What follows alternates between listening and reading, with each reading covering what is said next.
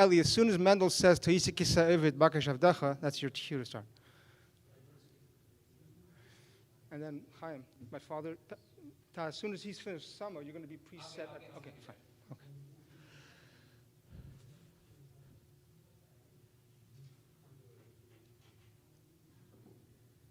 Stand by. Counting down in 10, 9, 8, 7, 6, 5, 4.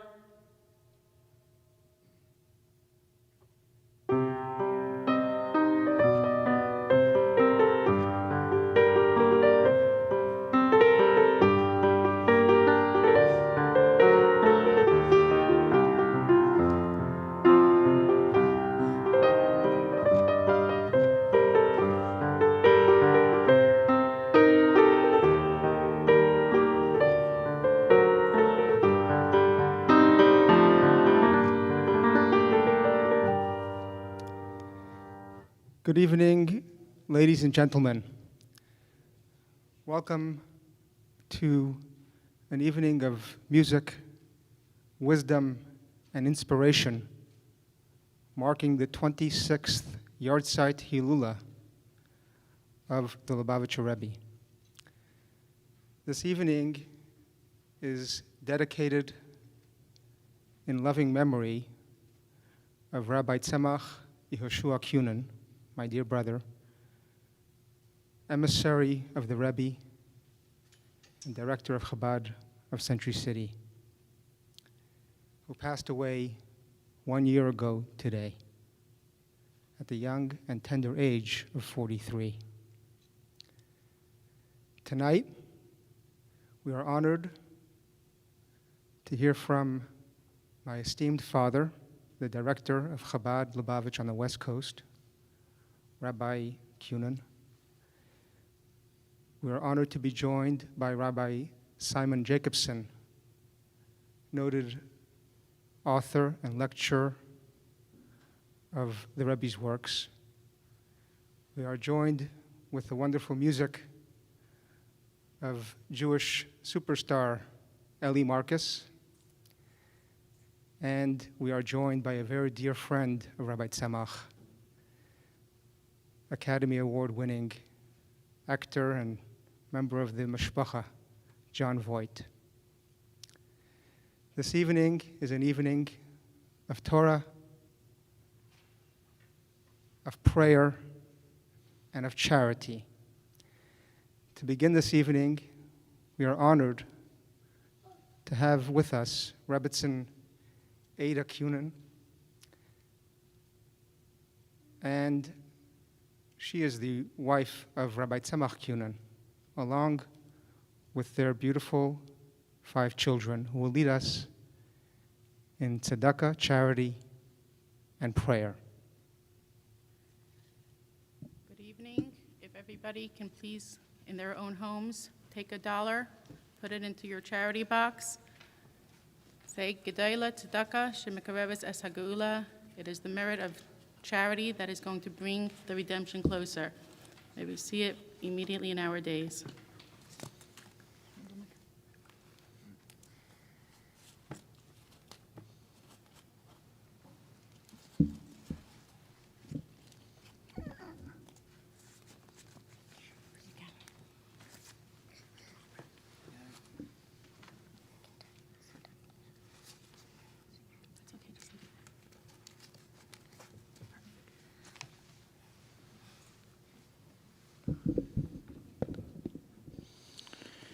Ashrei zimei dare chahil chimesere sadinoi Ashrei neisei deisel b'chol levi deshu Aflei palu avla b'drachav halachu Atati v'sipekudecha lishmer me'ed Achala yikeinu drachei lishmer chukecha Oz lei evesh b'abiti el kol mitzvesecha Eidcha b'yeshe levav b'lim di mishptei tzidkecha Schukecha eshmer Al ta'azveni ad me'ed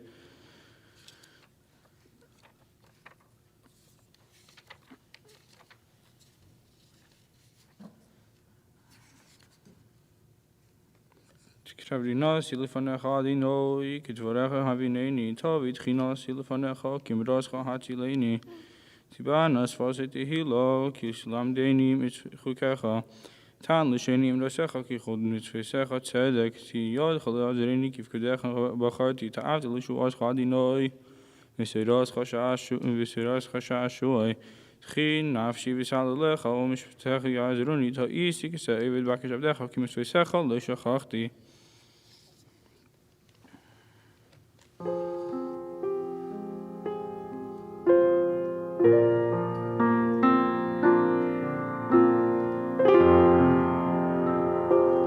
Sing along with us.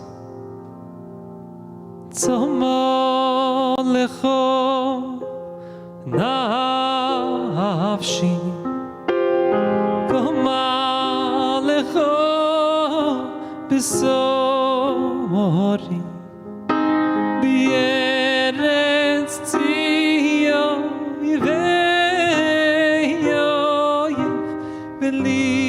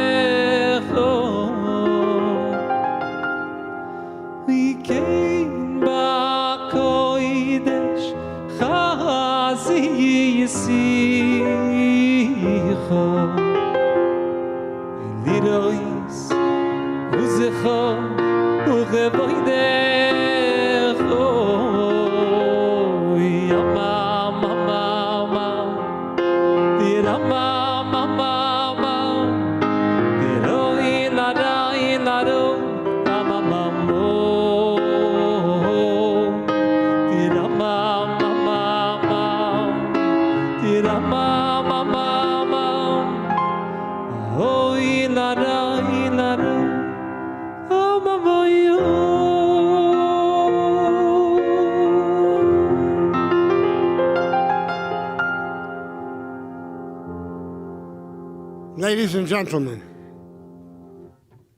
I stand here next to our Rebbe,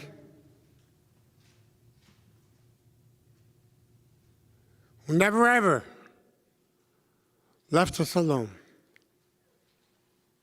26 years ago, the numerical value of God's name, Yud Kei Vav Kei, our Rebbe physically left us. And yet, he's holding every one of us by our hand. Tonight is dedicated to the incredible son of ours, Rabbi Tzemach Yehoshua Cunin, proud shliach of the Rebbe in Century City, proud father of a beautiful family, who was taken to join the Rebbe up in heaven to push the Almighty God and to say to the Almighty God, my dear God, you are suffering in the exile that we are suffering in. God is with us in our suffering. My dear God, our Rebbe is with us, is suffering with us. My dear God, has the time not come to make all of this end, but coming of Mashiach. Come, Rebbe, take us out of exile. That's what we scream. And we scream this with emunah, simcha, bitachon, with full and complete belief. The Tzemach David Avtcha Meir Satzmiach. Karnei Torum Bishu Asecha. Kelishu Hoscha Kivinu Kol Hayom. It shall sprout forth the Geula. But what do we have to do? So I always walk with my tefillin bag. And it says to love a fellow Jew. And then in the back it says, in loving memory, Rabbi Tzemach, Yehoshua Cunin. We have to get more and more people, more and more gentlemen, and bar mitzvah boys to put on tefillin. One more mitzvah. All Jewish married women should use a mikveh. All Jewish women and girls should light Shabbat candles. That's what we need. You understand? We have to love one another. We have to keep the 7 Noahide commandments, which my dear friend John Voight is here with us tonight. The dear creations of our Almighty God. And with all of this, when we do it, and we do it with a happiness, with a determination, my Rebbe Miriam Bas Blumelea, my wonderful, wonderful Rebbe, shall have a full and complete recovery. And with happiness, determination, and joy, we will be joined with our Rebbe, taking us out of this, the last, the darkest of all the exiles, b'simcha, with happiness, v'tuv levav. Watch this incredible production. This production is made possible through the generosity of the members of the GEM Foundation.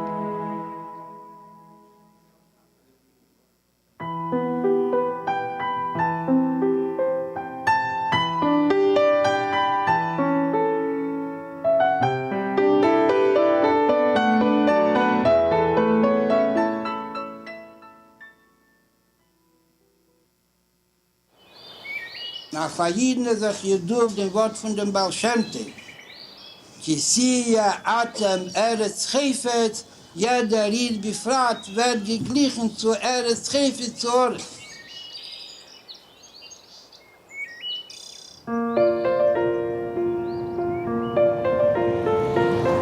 So I bought a Greyhound bus ticket for $100 and I went off to look for America. I went around the States meeting many, many rabbis of all kinds. And eventually I got to see the Rebbe in a meeting that changed my life. So I bought a Greyhound bus ticket for $100 and I went off to look for America. He got through them quite rapidly. And that was the extraordinary moment when he suddenly did a role reversal. My questions ended and his questions began. How many Jewish students were there at Cambridge? How many came along to the Jewish Society? We estimated in those days that we were losing 90% of our Jewish students who were just drifting away. And the Rebbe started saying, and what are you doing about it? I really didn't expect this because I never saw myself as a leader or somebody involved in as it were, reaching out. And I suddenly realized the Rebbe was challenging me to go and lead. Sie wird angerufen Eretz Chefetz. Der Fall, was inne wenig kriegen, a wohnen Tevis und Margolies, sie liegt ab Mayim Chai. Sie liegen kamo Eitzet, was seine Gonus bemavi ho Adomo. The Rebbe taught me something very important, that the most transformative moments in your life happen when somebody else believes in you more than you believe in yourself. Der Unterschied in uns, da bei ihnen, was gefunden sich Korriv, zu dem Eberflag, bemehle darf noch ein bisschen agrobter. Gefunden gleich dem Even Tevo, gefunden gleich dem Mayim Chayim. Sie da sehen, was mir darf groben tiefer und noch tiefer, die herabzunehmen mit allen Unionen, Hamalim und Mastiri. I was at Torres Chaim, which was on Belmont Avenue in Brooklyn. Shortly before my 10th birthday, my mother and my baby sister and myself went to see the Rebbe. We went to 770, and my mother started to talk to the Rebbe. My son, Shalom, he's been thrown out of the yeshivas, and the rabbi says this, and he's not listening, and the rabbis are complaining he doesn't like the school, he doesn't like the homework, he doesn't like the program, he likes eating stuff in class, and then my mother's crying and crying because she was searching for answers. The Rebbe turns to me, and he smiles, and he goes, "Come here." So I started the conversation. Because I was ready. I said to the Rebbe, "You're the Rebbe?" So the Rebbe looks at me with a big smile. He says to me 3 questions. The first question was, "Are you a good boy?" I said, "No," with conviction. I was ready. I was used to the scene. So then he says, "You like school?" I said, "No." Then he says to me, "Do you listen to your mother?" I go, "No." So with a big smile, he turns to my mother and he goes, Emmis, it's good. Hat aufgegraben die Mayim Chayim, was sie behalten bei jeder Rieden, a viele bei dem Mieden, was ruft sich an der Weiler. Beshem Acher ist a sichere Sache, a sichert von Tzemach, a sichere Sache, a verbunden mit Mikel, Mayim Chayim, Avaya Lekim, Chayim. Emmis, it's good. And that was, wow. I jumped right back into the whole scene. Man darf sich mehr nicht haben Geduld und nicht jallen in Kirche wie Gier. Auf der groben Sache und aufgraben dem Bejehr, bis wann es zu tun im Stürmen, dem Mayim Chaim Shebetecha, aber das ist gewähnt der Weder von dem Baal HaYilul. My father was an Orthodox rabbi. He was a Musmach from Slobodka. And unfortunately, he died when I was 7. My mom, as a single parent, I guess was looking for some sort of help and reassurance. He was very Makarev. I'd walk with my mom sometimes on Eastern Parkway, and if the Rebbe happened to be walking, he would just kind of like touch his hat as if to acknowledge that she was there. And that meant so much. Then when I was in college, my mom had wanted me to come with her. You know, he was a very Makarev experience. I'd walk with my mom. He asked questions about what I was doing at college. I was involved in the Jewish Culture Foundation because NYU was a big university, and I wanted to maintain whatever was important Jewishly. A short time after the meeting, I do remember the excitement of getting this letter at NYU. Blessings and greetings. The life's purpose of every Jew has been clearly defined as far back as the revelation at Mount Sinai.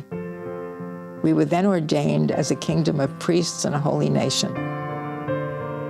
Every one of us, man or woman, must fulfill priestly functions to bring God to the people and to elevate the people to be nearer to God. Our father Abraham has taught us what one individual can achieve. For one was Abraham, yet he inherited all the earth. Our age, which some people prefer to call the atomic age, has further demonstrated that in the minutest quantity of matter, tremendous stores of energy may be found. All that is necessary is to discover them and then harness these stores of energy to constructive purposes. I feel sure that the thoughts expressed in the above lines will find their proper response in your heart and in the hearts of your colleagues and friends. Cordially, Menachem Schneerson. I shared it with the director and the other officers, and we really succeeded in having a lot of Yiddishkeit there. When I moved to New York and got married, I started a beginner's minyan at our shul here in Manhattan. It was basically an introductory service for Jewish adults that may or may not have had the benefit of a Jewish education. We launched it on Rosh Hashanah because we thought that was an auspicious time to try and attract people and so forth. And I was leading it with not a great deal of preparation, but nevertheless I did my best to lead it. And it turned out to have been a success. I remember, as I always did every year, going to visit the Rebbe for Lekach between Rosh Hashanah and Yom Kippur. And always long lines. Lekach time was no exception, and you could see people coming to him and expressing their own needs and their own worries and requests for advice, requests for blessings and so forth. Everybody asking and asking and asking the Rebbe for things. I thought to myself, this year I'm going to be different. I'm going to give the Rebbe some nachas. I'm going to give him some good news and make him happy and proud and smile and especially make him proud of me. I'd like to let the Rebbe know, I hope he has some nachas from the following. This Rosh Hashanah in our shul, I started a minyan for beginners who don't know anything. We had 200 people. 200. On Rosh Hashanah, and Yetz Hashem for Yom Kippur we'll have also. And the Shabbos, we started the first regular Shabbos, we had about 50 people. Last Shabbos. People without any background to start learning a little bit about Yiddishkeit. And I'd like the Rebbe's bracha that we should continue. And I expected a big yasher koach from the Rebbe. I expected the Rebbe to give me a high five and to congratulate me and so forth. When I said the words, Jews without any Jewish background, the Rebbe's smile disappeared. And he looked at me with his piercing blue eyes, and I knew that I had said something very, very wrong. And I didn't know what. He'll explain to all these people they have a real background of Avram, Yitzchak, and Yankee. And so the Rivki Lochel. That's for you, and that's for the people who have no background. The Rebbe was saying, this is royalty you're talking about. These aren't Jews without any background. This is royalty. And that was the Rebbe for every Jew. For the Rebbe was royalty. You know, we were Pashto mention, but everybody counted, and that's the important thing. He said I was Emissary. At that point, it pulled me right back into Yiddishkeit. Last night in London, Jonathan Sacks became the new chief rabbi, a figurehead for the whole of Anglo Jewry, and one of the most influential rabbis in the world. That's what the Rebbe did. You saw your reflection in his eyes, and you were suddenly much bigger than you thought you were. Danach, der Taschen allein arbeiten mit sich und dem im Ort Batschafet in der Piulotewa, der meiste Tee muss sein Einler heftig bis es kommen in der Malme du Matzo von Hawaii, Gimlach, Leila und Voight, was wurde sich hechet Einler heftig, der Bias Mashiach Tzidkenu, Bekorev Mamar.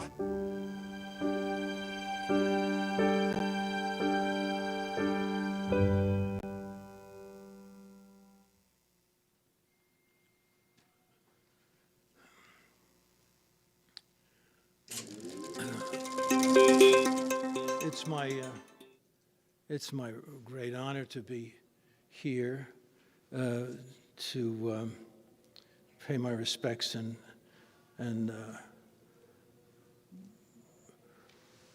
give my heart to this group of people who have meant so much to me, and to recall the vivid memory of Tzemach. Tzemach was really something, and and if you ever came in touch with Tzemach, much like the Rebbe, I think, you never forgot it.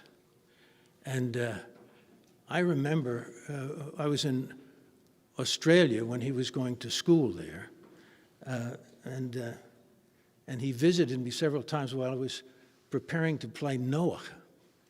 So he came by and he offered me information from the Midrashes to fill me in on some things about Noah. And he was so gentle and so sweet and so kind. And all I could think of when he was telling me all these things about Noah, in a way that I could understand, and I knew he was translating in a way that I could understand it. You know, he was coming down a little bit for me. And all I could think of was, I wish I could be more like him. Just me, not Noah, but I wish I could be more like Tzemach. And what an example. Somebody asked me today to say, what's the best way to teach? And I said, by example. And when I think of Tzemach, I can't think of a greater example of humility, of patience, of kindness.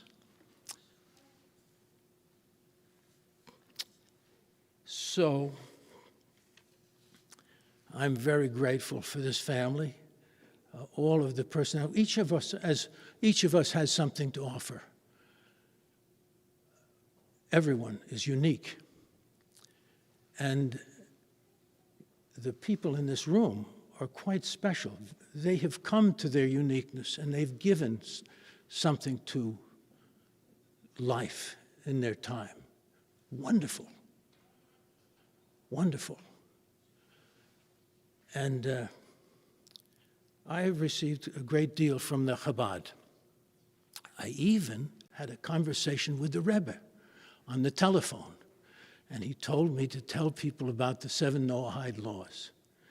And that's an amazing thing. Most people don't know much about the Noahide laws. The Jewish people have over 600 laws to pay attention to, but the Gentiles are only responsible, from the Jewish perspective, for the 7 Noahide laws. And they're the very simple laws. They're very much like the 10 Commandments. And if even one commandment, even if the first commandment was recognized, the world would be an entirely different place. If we could all revere and be grateful for God.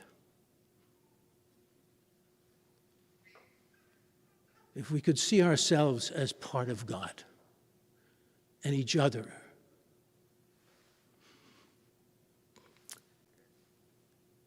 And certainly,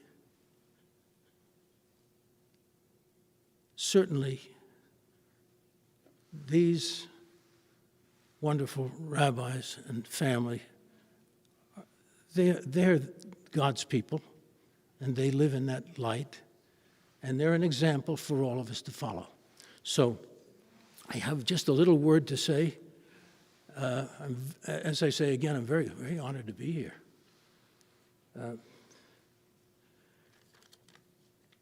Let us not cry. Let us not stand here in so much pain. For we all know that God's plan is far greater than ours. Though he took our son, father, husband, friend, much earlier than anyone would have wanted, he left us all with a memory and a good feeling that we can all say that his sweet soul touches us all and forever.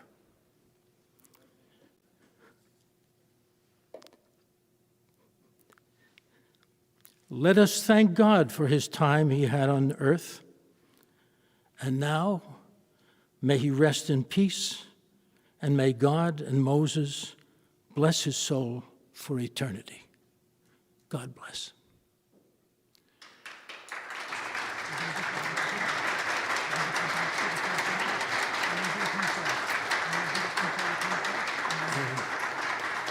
And now, as the Alter Rebbe has said, music is the pen of the soul. And let us have now some music of the soul.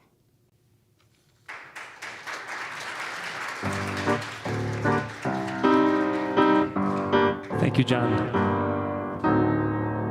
This niggin, it's a very special niggin, especially here in the Cunin family. Traditionally sung on Simchas Torah. Join with us here tonight.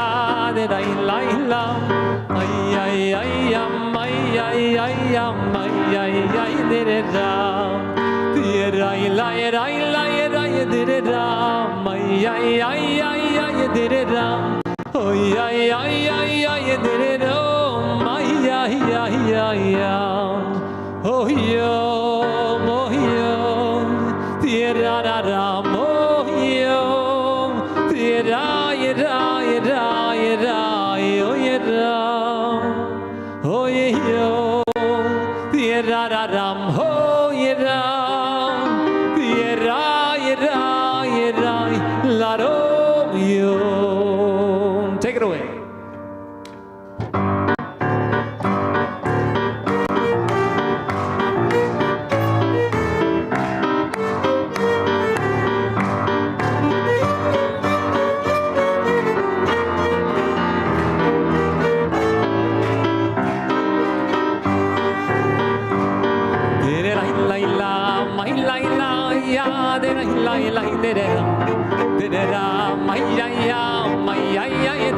Clap along with us.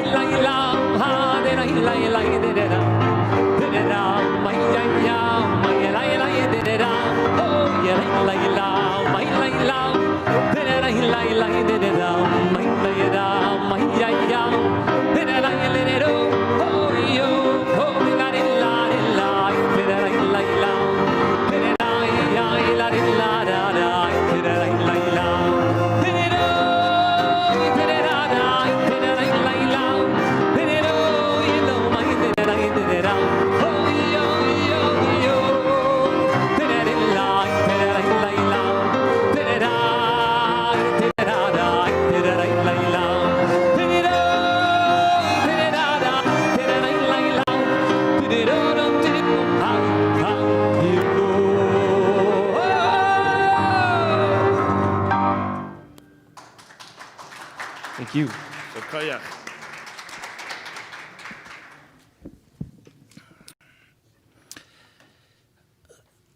It is a unique and extraordinary honor to be here this evening. 26 years ago, as Rabbi Cunin mentioned, a great luminary, perhaps the greatest in history, compared to a sun, was concealed. Think of it like a sunset. And people wonder, I can't tell you how many have asked me this question. How is it possible? How is it possible that 26 years later, the movement called Chabad, the Rebbe's students, his emissaries, his ambassadors all over the world, not one of the thousands has left his position. Quite the contrary, the growth, the thriving growth, has only accelerated. The way one journalist put it, how can a company run without its CEO, without a replacement CEO? And here you have 26 years later, it's a generation. So some say, okay, it's a mystery, it's a miracle. Perhaps, but who in the world would not want to replicate this miracle? Everybody would love to know what is the secret of perpetuating something even when you're physically not there. How do you maintain quality control? What creates the inspiration? And we're not talking about easy work. The Chabad emissaries all over the world, some of them are in places where they don't have any kosher food, they don't have education for their children.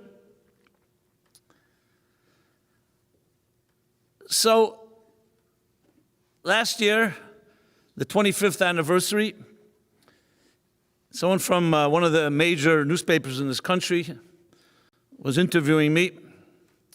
I happen to be the author of Toward a Meaningful Life. John, you know this book. You wrote a beautiful comment. And he asked me this question. So I just said briefly and succinctly, I said, look, you have to remember, the Rebbe struck them when they're young and in their hearts and souls. Now, he was a smart guy, secular man, and he immediately said to me, he said, really? I wish I had someone that touched me in that way.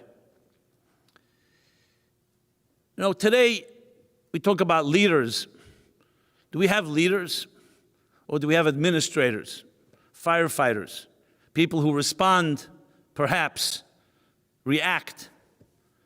The Rebbe, a true spiritual leader, proactive, never waited to react. You have to remember, he assumed leadership in 1950. I wasn't born yet. Many of us were not born yet. But what was 1950? 5 years after World War II, after the Holocaust, where 1/3 of the Jewish people were decimated. Now, what do you think the mood was like? The demoralization. The orphans, the widows, the widowers, the communities. No one had any hope. I read obituaries from 1950, there will be no Jewish people by 1990, because they went by statistics. So many leaders, so many rabbis, entire communities were completely destroyed in Europe. The United States, assimilation was raging. And here comes a Rebbe who came out of the throes of this abyss, born in the former Soviet Union, went through Nazi Europe, barely made it to the United States in 1941, in the middle of the war. And he gets up, assumes leadership, and says, doesn't say we're going to lick our wounds, we're going to have pity on ourselves. No, we're going to conquer the world. We're going to transform the universe. Now, even you can imagine the greatest loyalists and the greatest Hasidim must have had some question, how are we going to do this exactly? But that's the Rebbe's tone. And at the time, people thought, this is not realistic. But you know what? The Jewish people never went by statistics. And the Rebbe, like a leader, just as Moses in his time and Abraham in his time, this is not about calculations. We have 3,800 years of history that proves that we've outlasted the greatest empires. And the Rebbe embodied that formula, that secret that each of us can learn from. I heard this story from the former chief rabbi of Israel, Rabbi Yisrael Meir Lau. This was in the year 1974. 1974 was right after the Yom Kippur War. He came to the United States for the first time. At that point, he was a rabbi of Netanya, small city north of Tel Aviv. He comes to see the Rebbe, Lubavitcher Rebbe in Crown Heights, Rabbi Lau. And the Rebbe asks him in Yiddish, what's the mood? What are people saying? What is the vibe in Israel? And it wasn't pleasant. In stark contrast to 1967, after the Six-Day War, where there was euphoria due to the miracles, just in 6 days, with very few casualties. Everyone saw miracles. It was like a tremendous spiritual wake-up call. The Yom Kippur War, without going into all the details, was some arrogance, overconfidence, and the Israel and the Jewish people were caught by surprise in the middle of that Yom Kippur. And there were thousands of casualties. Thank God it turned around. So the mood was not very positive. And the words Rabbi Lau says, he told the Rebbe, was that Jews are saying in Yiddish, they say, was wird sein, what will be, or ma yiyeh in Hebrew. And this is the way he told me the story. He says, the Rebbe grabbed his wrist and said, Rabbi Lau, in these firm words, the resolute words of the Rebbe, Rabbi Lau, we Jews never ask what will be. We ask what will we do about it. We don't ask, was wird sein, was wird man tun. Not ma yiyeh, ma naseh.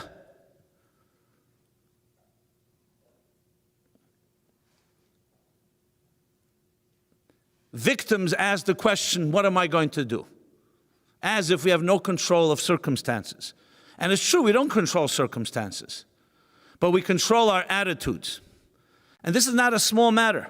If you could package this formula, it's the root of all recovery, of all healing, of dealing with any trauma, including pandemics, including upheavals of any sort.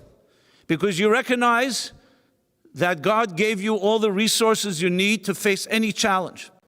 This doesn't mean we suffer less. It means, however, we're not defined by circumstances. We're not sufferers. We're not victims. We may suffer, we may endure many different trials and tribulations, but it doesn't define our identity. What defines our identity is our neshama, our soul. That God gave each of us an indispensable soul and an indispensable mission to fulfill in the world. So for the Rebbe, this was natural. 1950 was no different. Yes, the world was just burned in the worst possible way, but we're here for a reason. We're here for a reason. This is just one fundamental principle that was like a cornerstone, like an undercurrent of everything the Rebbe did. I, as a student of the Rebbe, I had the merit to also write and publish the Rebbe's works. On Shabbos and holidays, there were no recordings and no notes were taken, so we had to memorize. So I had the merit, the schus, to be able to communicate with the Rebbe. I did a lot of research. I have not found one letter, one answer, one private audience, one public talk. And the Rebbe talked about tragedies and it talked about setbacks and all kinds of challenges. Never was there even one fiber of retreat, of even a sigh. And some people could think the Rebbe is insensitive to realities. People are suffering. No, this was the greatest response to suffering, that your spirit never dies and never can be killed. And this does not die, even with the physical being of the Rebbe. Every person in the Rebbe's presence, and I speak now personally, sitting those hours, and you see the relentless pursuit of a vision to make the world a better place. Everyone who saw that, especially when you're young, it changes your life because you don't see such passion. Everybody, everything is optional. I'll do it. If it gets a little difficult, I move to the side. Once you see that, and especially when you're young in your formative years, that changes reality. Because it feeds into the idealism that all of us have. And for some reason, as we turn into adults and we get a little older, some disappointments, some losses, things don't work out exactly, we weaken our resolve. So I would submit that if you go over to every one of these thousands of emissaries, whoever they may be, and they're very different. They have different ways of thinking, they have different personalities, but this part, everyone shares. I saw eternity manifesting itself in this world. Because it wasn't about the Rebbe. It was about a cause greater than he is. So therefore, a cause greater than any individual can never die. That's the secret. The secret is that if it's about you, no matter how great you are, you can maybe do the work of 20 men or 20,000 men. But then that's it. It ends with that. But when you're dedicated to a cause greater than yourself, and the ego is no longer there, and you're just a transparent channel for a higher reality, that cannot be destroyed. I remember 2 days, 26 years ago, 2 days after the passing of the Rebbe. It was a Saturday night, that dark night, Gimel Tammuz, the 3rd of Tammuz. Tuesday night, I was on Larry King Live, CNN, from New York studio. I never did this before. You're sitting in a studio. There's no human beings. There's only cameras moving around. It's very disorienting. And Larry King was very short, quick questions. You have to answer quick. All live. And remember, he asked, and it wasn't easy because it's a very emotional moment. And he asked this question to me. He said, I understand that the Rebbe was loved, and therefore people are grieving and crying. But why are you shocked? A 92-year-old man had a good life, a true leader. What's the shock? Why is everybody shocked? Everybody dies. That's what he asked me. I had no idea he was going to ask that question. I had to come up with a quick answer, and not cute. You have to be honest and sincere. So I said the following. I said, you have to remember that the Rebbe embodies for us the Torah. The Torah given at Sinai over 3,300 years ago. A Torah that endured every difficulty. Holocaust, pogroms, inquisitions, the Crusaders, destructions, expulsions, you name it. And it's still here with us.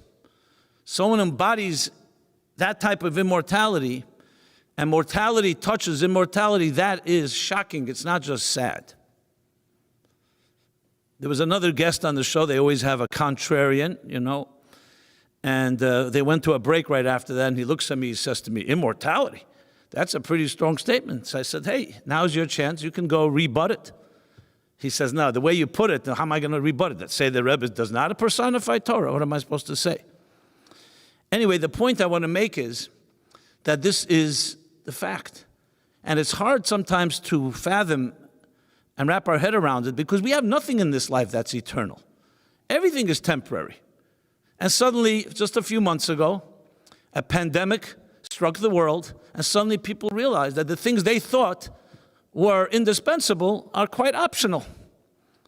And now we're left with a certain vulnerability, and we recognize a truth that I learned from the Rebbe, and so many of us learned from the Rebbe, and that is the immortal aspect of the soul. The immortal aspect that is not subject to all the whims and the uncertainties of impermanent things. We look for security. I find it ironic they call financial securities. Security can only come from something that's absolutely permanent. So I say to us all, thank God that He sent us a Rebbe. Thank God. 26 years later, yes, it's sad that we cannot physically speak and communicate as flesh and blood, at least from our perspective. But even when the sun sets, the sun doesn't disappear. It just shines in another part of the world. As a matter of fact, when the sun sets, you know what emerges? the stars in heaven. And the Alter Rebbe, the founder of the Chabad movement, says, we are those stars. We are the stars of the leader's son. And now we are expected to shine. And every time we do, it's just the greatest demonstration of the Rebbe's eternal vision and eternal commitment. And I have no doubt that there are people in the world to find out what these teachings of the Rebbe are. Not just the formula of resilience and enduring anything and growing through the harshest circumstances, but so many other ideas and wisdom. People will really embrace the Rebbe as the first true 21st century leader. The true vision, not just reactive, but proactive, with a vision of tomorrow. A shliach is a Hebrew word. It's hard to actually capture in English what a shliach is. It literally means an emissary, a messenger, if you wish, an ambassador. But it's much more than that. It's someone, an independent individual, not a son or a daughter, but an independent individual who has his or her own volition, decides, I will dedicate my life to the Mishaleach, to the one who's sending me. Now, why would a person do that? We all have agendas. Because when you realize that the Rebbe himself saw himself as a shliach of God, suspended his own self in order to represent this cause, this in turn inspired its hundreds, first tens, then hundreds, and then thousands of shluchim all over the world. So every shliach is this star, a mini sun that is reflecting the son of the Rebbe. Sun as an S-U-N. And as such, personifies what the Rebbe stood for, which, as I said, is far greater than any individual. Hashgacha Pratis would have it, in God's mysterious ways, that Rabbi Tzemach Cunin was taken literally a day before Gimel Tammuz, essentially in the same proximity. And he personified, as John put it, as friends from wherever will share, personified this element of representing something greater than himself. And as such, that does not die. That lives on. And to his family, I want to say, to Rabbi Cunin, the brothers and sisters, immediate family, extended family, I don't know how one can endure a tragedy of this nature. One of those mysteries. But in the true spirit of the Rebbe, what he taught us, no matter what happens in your life, even things that you cannot fathom, things that are beyond us, things that can destroy the normal person, that you have within yourself, the neshama, the spirit, to be able to not just get through it, to become greater and stronger. That is, talking about example, that's not words, that's not cliches, it's not platitudes. That's a true living example. And I have no question that it is due to what you learned from the Rebbe who taught us that. Now, we should never know of tragedies, and God should protect us all in this time and all times. But once something happens, you see the true nature of a person. You don't see it when everything is shining and everything is beautiful. We take things for granted. You see it emerge. I don't know who coined this, but they say, like a tea bag. You don't know how strong it is until you put it into hot water. That's when you see the strength of individuals. So I have no doubt that everything that has happened this past year and will continue to happen is a continuation of the nitzchias, of that immortality, of the Torah, of Judaism, of God, that the Rebbe manifested in his teachings and his example and his lessons for us. And that, my friends, is the secret. Chabad is not a company, And the Rebbe was not a CEO. As a matter of fact, the Rebbe did not have any interest in legal or financial connection to the organizations. He was a spiritual leader. His influence was not by contract. It was not by legalities. It was because people loved him and they connected to his vision. Just like Moshe Rabbeinu, Moses. Moses did not run a corporation. Moses ran a divine community, a movement. And as such, that's the secret. So I've told a few CEOs, if you can become spiritual leaders of that nature, you will also wield such power. But you're going to have to give up a few of your so-called stock and other holdings to represent something that's greater than yourself. So, great honor. Thank you for inviting me into this beautiful circle, honoring the Rebbe and honoring the Rebbe's influence, which the last 26 tell us that it will only get more powerful and stronger due to the sheer potency of its message and its vision.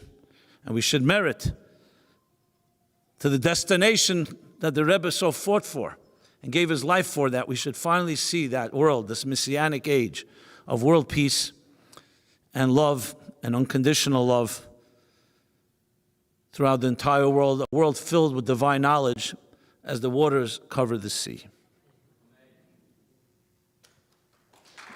On the 25th day of the second Adar, March 27th, 1976, a beautiful light came into this world. Tzemach Yehoshua, with his warm, infectious smile and genuine care for all. This little light grew brighter each day until it became a beacon of kindness and warmth to the world and a great source of light to his family, his community, and the countless people he met along the way.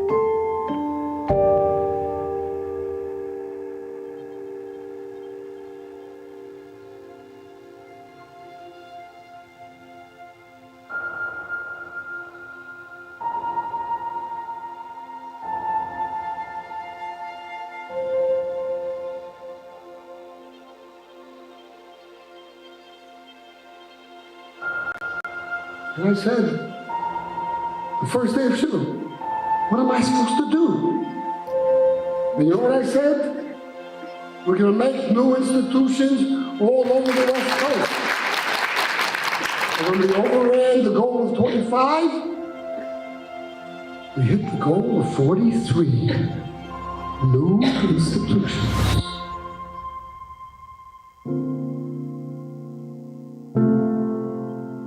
Hi, this is Rabbi Shmaya Schusterman.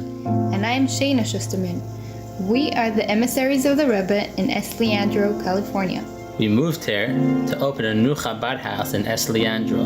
Hi, I'm Mendy Grosbaum. And I'm Mashka. And we are the Shluchim to La Cañada, California. The goal of our Shluchis is to ensure that there is a mezuzah on the door of every single Jewish home. We are going to open a new community in India. And our goal is to make every Jew happy and proud to be Jewish. Every person is a diamond. And our goal is to make all the diamonds in Corte Madera shine so beautifully. And our mission is to enhance Jewish education in the greater Sacramento area. We are committed to share God's vision for humanity by the way of the 7 universal values, which highlight human dignity and each individual's infinite value. This coming week, we will already have begun our operations on Point Doom in Malibu, California, and we're blessed to be a part of it, and thank you for doing your part to bring Mashiach right now. Right over here we're on the construction site, which is going to be the future place of our mikveh for women and also for men. We hope to have it built very soon and give the Rebbe lots of nachas. We moved to Hollywood to serve as the Jews in the area, regardless of affiliation or background, to experience Judaism with joy and have a proud Jewish identity. Be'ezus Hashem, we have the schus to be moving on Shluchus to Brookside, Los Angeles, to Makar, many Yidden, and bringing Mashiach B'Karama. We are Shluchim here in Southwest Beverly Hills. We are here to inspire and empower each and every single Jew to be a lamplighter, to bring the light of Torah and mitzvahs to their surroundings. Together, we will make this world a better place and bring Mashiach now. I'm Rabbi Cunin. And I'm Cunin from Pacific Palisades, California. We are honored that the new mikveh being built is considered one of the 43 moistus loving memory of our dear brother, Rebbe Shliach, Rabbi Tzemach Yehoshua Cunin. Our goal is to bring more purity, joy, and redemption to our world.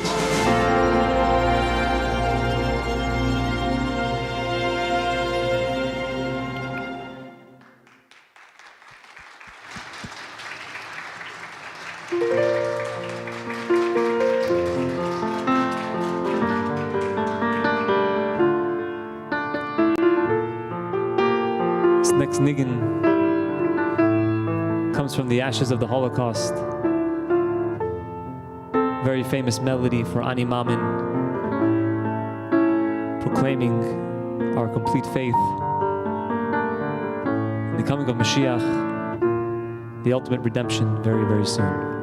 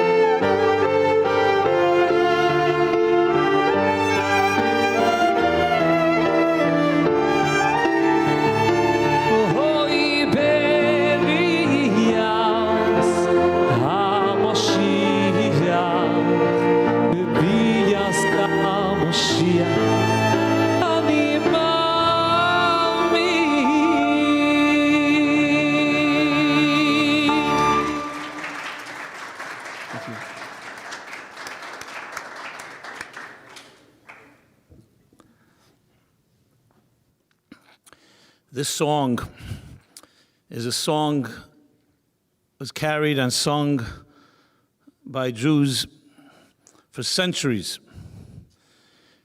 It was one that gave them strength and fortitude to forge ahead, even in the most difficult of times. And yet, there's even a greater challenge than tragedy. This may sound odd, but it's a central theme of the Rebbe's. And that challenge is the challenge of comfort zones. When things are easy, when we are not challenged by enemies from without, but we're challenged to find the passion from within. When we're comfortable, what happens is we become apathetic. What do they say about the difference? A guy asks his friend, what's the difference between apathy and ignorance? And he says, I don't know, and I don't care. That's apathy. It's the kiss of death. It's indifference. And in 1950, despite all the challenges of the wars that were fought before that, began an age of prosperity. Look in retrospect. What came? Prosperity, financial, technology, medicine. And in contrast to his predecessors, who all had to fight real enemies, real anti-Semitism in every form and fashion, whether it was in Tsarist Russia or the Soviet Union or the Nazis. The Rebbe had to deal with a whole different problem, and that is the apathy. People are comfortable. And when you're comfortable, you procrastinate. There's always tomorrow. And hearing the song, it evoked so many powerful memories of sitting and listening to the Rebbe, who single-handedly refused to succumb to the comforts of and the apathy of this modern world. And that's a difficult thing to do. You know, when you're in a, God forbid, concentration camp, so you're very clear why you're praying to God, and you can't wait till Mashiach comes because you're in this God-forsaken hell. But when things are nice and you can sleep peacefully, what drives you then? And here's a man single-handedly refused to accept that comfort. No, but he accepted the blessings. We thank God all the time for our blessings. But went to war and would not allow his own students one moment to be able to even enjoy their successes. Immediately. You told the Rebbe you built an institution. When is the next one going up? Someone came to the Rebbe and offered and said to him, I'm giving $1 for every Jew in the world, $14.5 million. The Rebbe said, it's already been spent. When is the next installment? This was not, God forbid, due to lack of gratitude. It was this driving force that we have a finish line to reach. So let's talk about the vision. What is this vision? How can we, simple people like us, internalize, in very relevant, personal, practical terms, what is the vision of the Rebbe for me, for you? So I read a letter, an interesting letter, which captures the Rebbe's inimitable style. Of all people, the letter is written to, you know whom?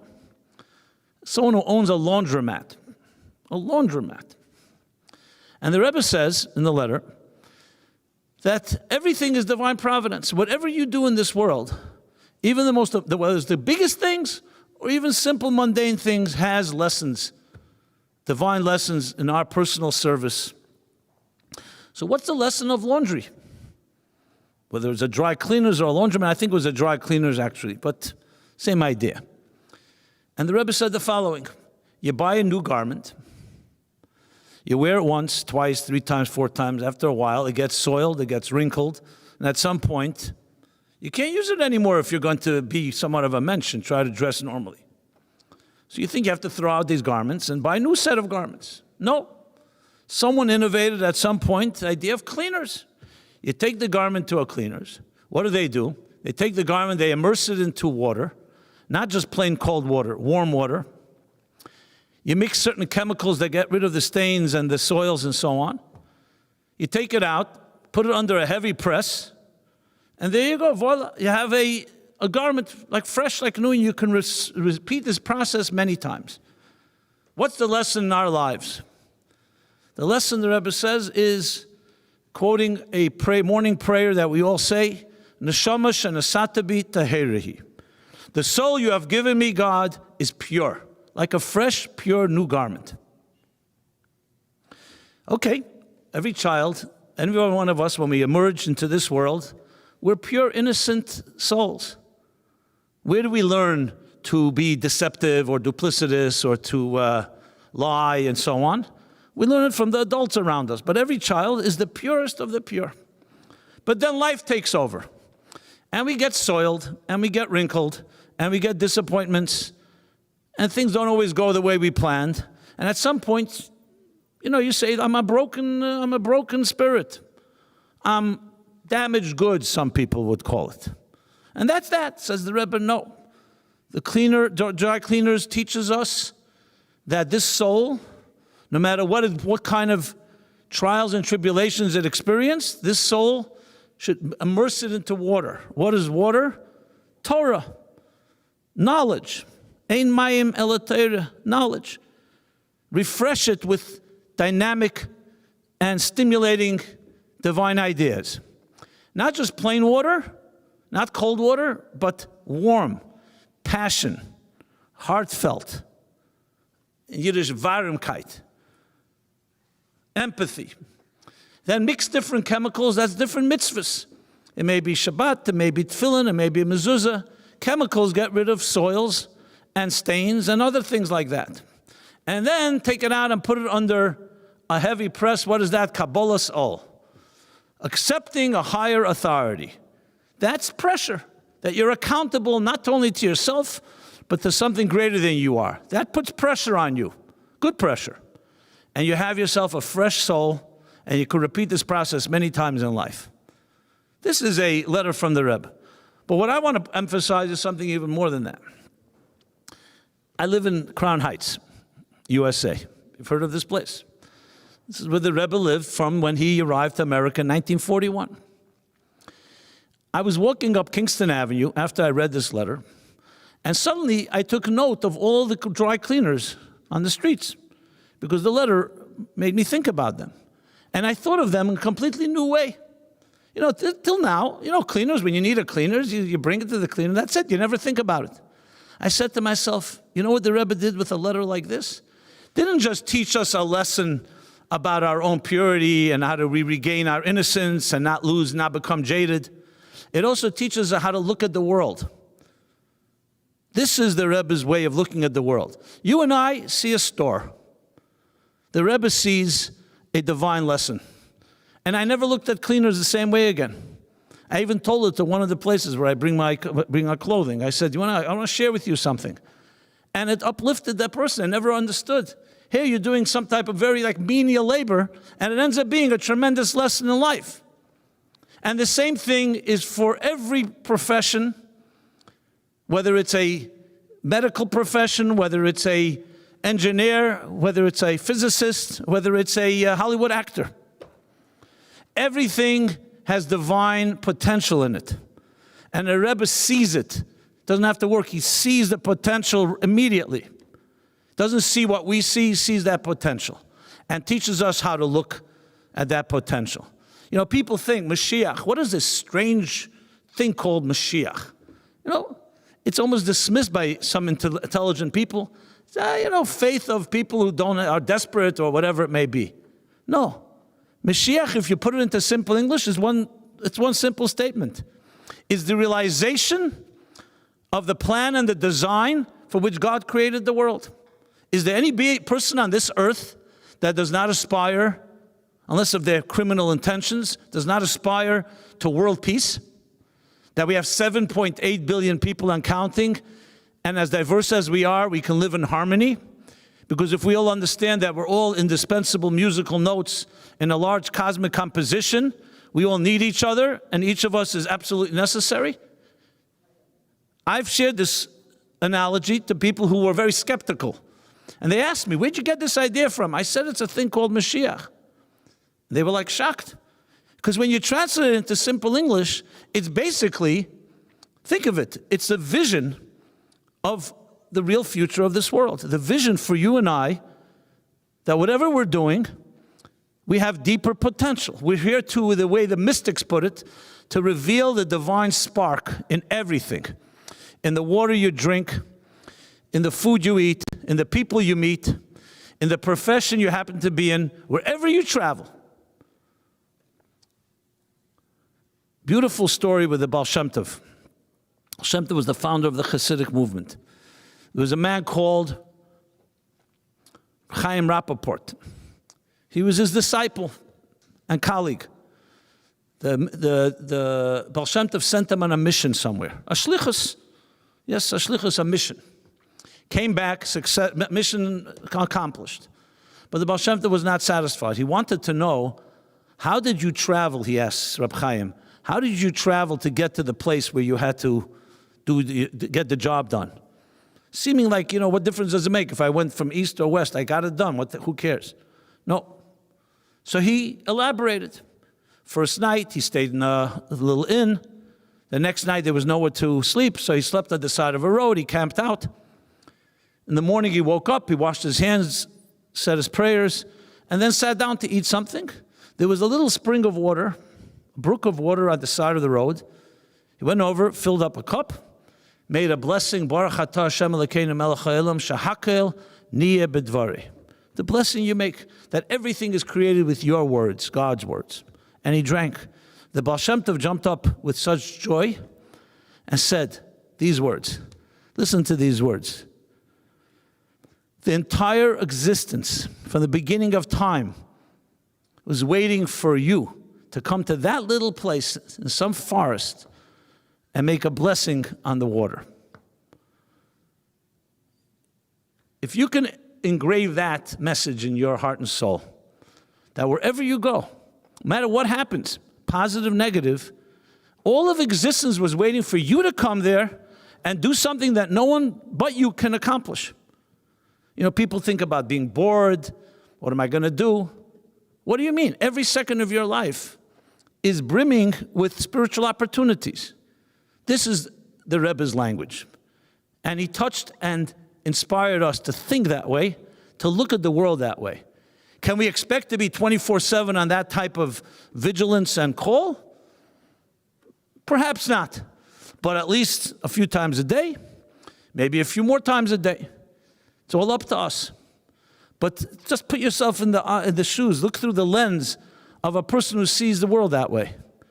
So whoever he met, whoever came to see him, whatever happened, it was immediately, what is the opportunity here? What is the divine opportunity? There's no such thing. My father suffered a mini stroke in 1989. It was right before Rosh Hashanah. He ends up in the hospital for Rosh Hashanah and Yom Kippur. Okay, that Erev Yom Kippur, the day before Yom Kippur, so the Rebbe had a custom, which is a custom in all Jewish communities, to give what's called lekach. Lekach is sweet honey cake, for a symbol for a sweet new year. Then the Rebbe was not giving it out to everybody because the stuff was just simply impossible, too many people. But some select few. I was called, the secretary of the Rebbe calls me and says, the Rebbe wants me to give me cake for my father.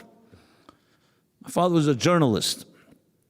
I came over, stood in what's called Gan Eden HaTachten, the room right outside the Rebbe's main room.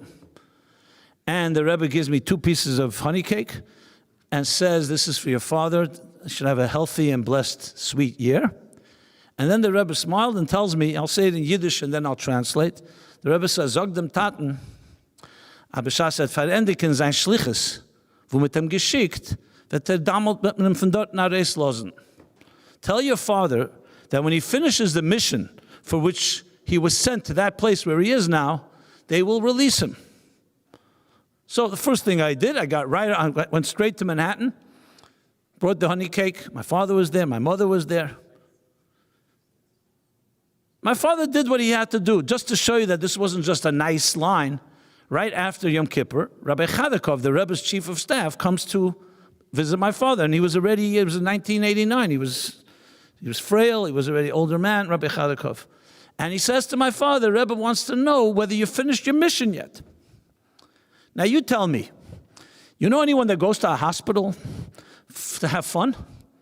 To fill missions? Who goes to a hospital? You go to a hospital because you got no choice. Let's be very honest. It's not a place you want to hang out. And yet, how does the Rebbe look at a hospital? God had to get you there one way or another. He knew you're not going to go your own will. So there you go. Now, this is not justifying the stroke, God forbid, because God has his ways. You know, he could have got my father to the hospital, I'm sure, other ways. But that's how the Rebbe looked at it. And this is a transformative way of looking at life. It's not another way. It turns everything around. It means, as was stated here, and I reiterate, we are not in control of the circumstances of our lives. If you ever needed a reminder, we've all been very rudely reminded in the last few months. There's a greater choreography going at hand. There's a narrative. We're in the middle of a story. The story is not over. So we have two choices. We either fight the narrative and say, no, I don't like it. I'm bitter, I'm broken, I'm angry. Or we say, I don't understand, but I embrace the mystery of God's plan. And I know the story is continuing. And the Ani Mamin tells us that the story will end in the most beautiful and glorious way. You don't put down a book until you finish it. All we're asked for is to know that God wrote the narrative, not us. Our role is, are we going to participate and help expedite and speed up the process by cooperating, by looking into everything that happens in our lives and seeing that divine spark and divine potential? Or are we going to resist, or maybe worse, become apathetic and say, hey, I'm going to stand on the side? The Rebbe taught us and said in words 29 years ago, he said, I did everything I can do. Now, Rebbe says that, he's a serious statement. The only thing left is I give it to you. Do whatever you can to bring the Geula, to bring Mashiach. In simple English, do everything you can to see the world as I've taught you to see it, to see that divine potential. And I'm not telling you have to go do everything. Just open your eyes and look at everything in a new way. And I assure you, you do that, we will have the Geula Amitis Vashlema. That's what the Rebbe said. I have to think, and I say to myself perhaps, it's 26 years since Gimel Tammuz. You have to say that there's something we didn't do. What do they say? Insanity is doing the same thing and expecting different results. So I want to conclude this beautiful tribute and evening to the Rebbe with something the Rebbe would always insist that the words shouldn't be wasted words, with some call to action. The call to action, beautiful, 43 Moisdes new organizations are being established. So you don't need my inspiration for that. But on a personal note, what can each of us do? I would say, and this is just my own humble suggestion, that we should not be able to go to sleep at night, starting from tonight, without at least asking ourselves, what am I going to do tomorrow morning? New. Not a new mitzvah. We don't need new Torah, we don't need new guidelines. But reach a new person. Maybe you make a decision. I'm going to reach tomorrow, we'll be modest, 50 new people. And I'm going to send them a message, a warm, heartfelt message from the Rebbe's teachings. So you may say, okay, one second, where am I going to find 50 new people? You really think that's difficult to do in the age of technology? You don't have friends? You could ask the friends to find friends. So then people will say, okay, where do I find the message? You think there are no messages out there? There are plenty of messages. It's all over the place. So all you have to do is really find something that touches you, press a button, and you reach 50 new people. How much kind of effort is that? But you know what that does? It creates a ripple effect. You've taken initiative. Now I know, as you say, all of us are doing, everybody here, everybody listening to this, I'm sure is doing tremendous things. But if it's a focused, concerted effort that says, I am going to do, can do everything you can, let's start somewhere. I have no doubt that if we put our heads together with a little innovative ideas, we can fulfill those words of the Rebbe. And there's no question in my mind, in a strange way, in a tragic way, the Rebbe's watching, and what he said was prophetically fulfilled in the worst possible way. I did everything I can. Now show me what you're going to do. Right now, in a very practical sense, that's exactly what we're up to here. We can't go run to New York and say, Rebbe, do it for us. Now each of us has to be that shining star, shining superstar that uses some initiative of our own. And we have no doubt that the Rebbe's words will be fulfilled, that one act or that one word or that one thought will tip the scale. And we will, with a cumulative millions and billions, and I would say even trillions of good deeds and sacrifices done by the entire history of our ancestors, our parents and grandparents, it all accumulates. And like an eruption, let's call it a pandemic of goodness and kindness that we should merit with the Rebbe's inspiration to that moment, and I'll call it the destination of this vision that began from the beginning of time. We are blessed with the ones that have to carry the baton, the last leg of this marathon, and demonstrate that everything that happened till now, we will bring to the finish line. And we should merit, as California is such a shining example of the growth of the Rebbe's institutions and activities in every possible way, that this should be spread all over this country, all over the world. And yes, a world that will be filled with divine knowledge as the waters cover the sea, because we see in every aspect of our lives, whether it's a dry cleaners, or it's a pizza shop, or sushi, or whatever it may be. I don't know if the restaurants are open here yet. We see the divine within it all. And it should merit to have this even tonight, because when we make a decision, it can pierce the heavens and change this very world. Thank you very much.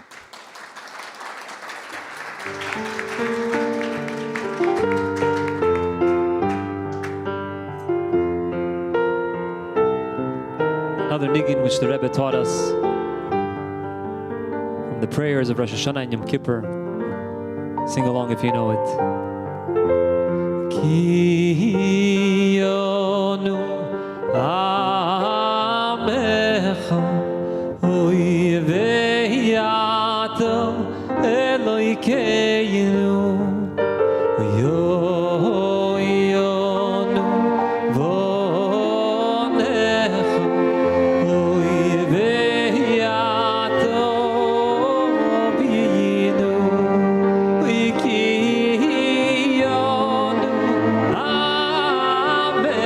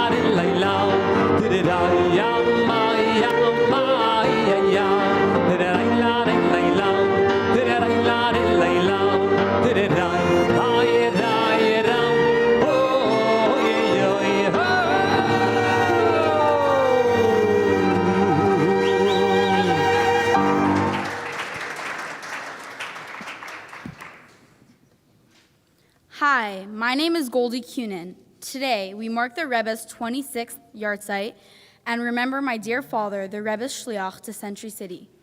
My father dedicated every moment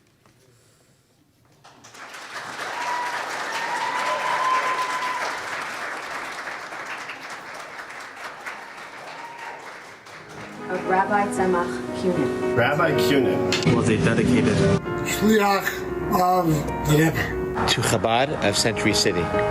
He is known for his kindness, his warmth, his care, his empathy, his compassion, and his genuine desire.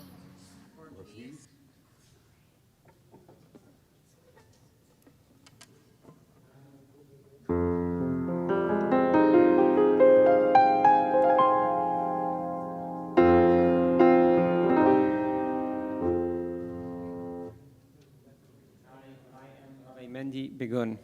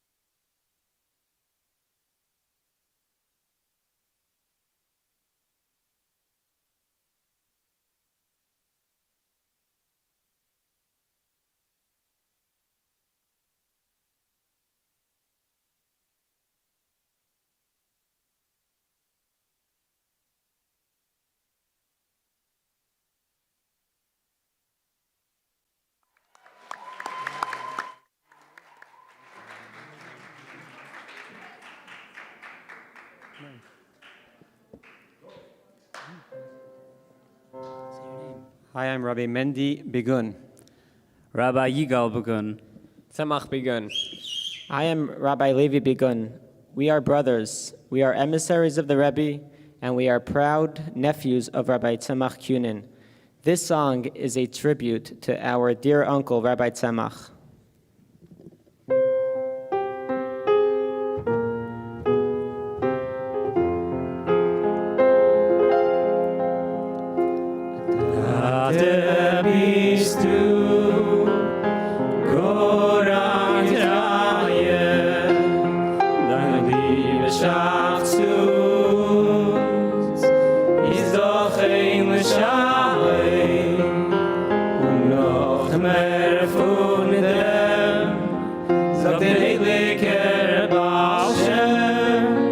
As jeder Jid ist bei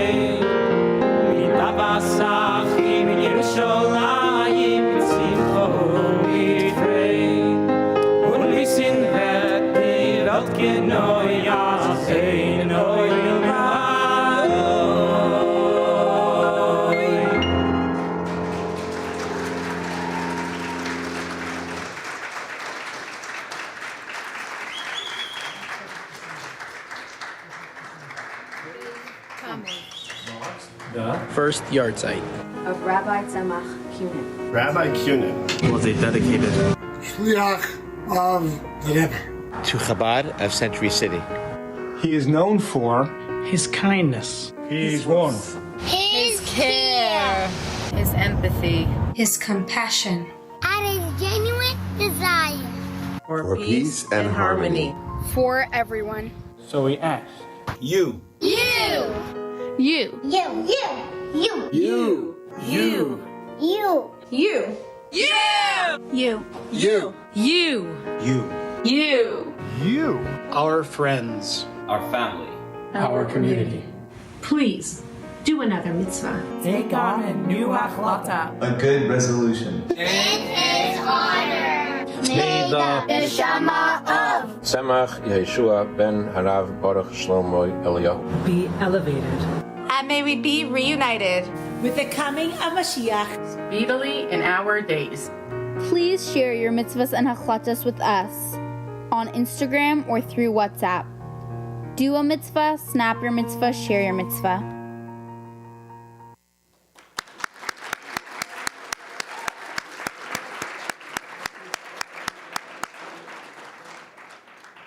Thank you, Goldie Cunin, for a beautiful tribute to your Tati and to all of us. Thank you, Goldie.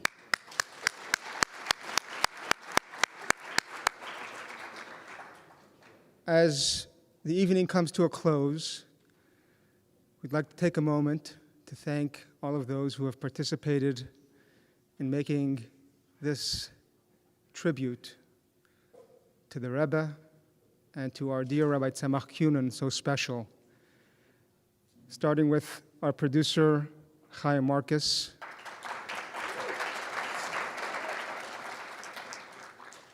Our guest speaker, Rabbi Simon Jacobson.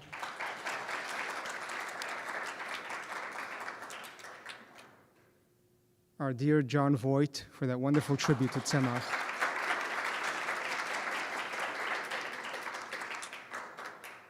Our musical performers, Eli Marcus and the Begun brothers and Aaron Yasef, thank you so much.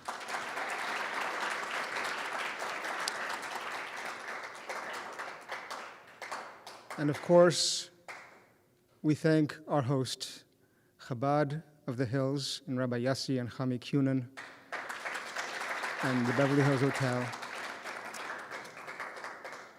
And most importantly, we thank our dear father, Rabbi Baruch Shlomo Cunin, and the entire Cunin family, Ada, Mendel, Goldie, Chaya Mushka, Chana Bluma, and of course, where's Levikol? Levikol? There you are, and Levikol. I knew I was going to trip myself. And we end with a prayerful wish that very soon we will be reunited with the Rebbe, with our dear Tzemach, with the immediate unity and redemption of the Jewish people and the world in the holy city of Yerushalayim. And to that we pray and sing, someday we will all be together.